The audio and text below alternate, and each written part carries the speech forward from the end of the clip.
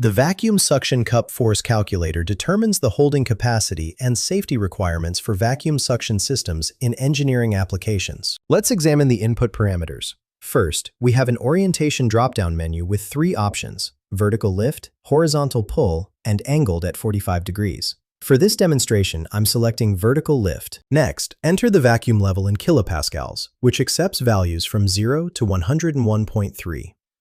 Then, input the cup diameter in millimeters. Finally, enter the load weight in newtons. After entering these values, click Calculate Vacuum Force to generate your results. Here's a practical example. With a vacuum level of 10 kilopascals, a cup diameter of 10 millimeters, and a load weight of 10 newtons, the calculator produces 4 critical outputs. The holding force is 0.4 newtons, which represents the maximum force this configuration can support. The safety factor of 0.04 indicates this setup is severely undersized. The required cup size of 50.5 millimeters tells us we need a much larger cup for safe operation.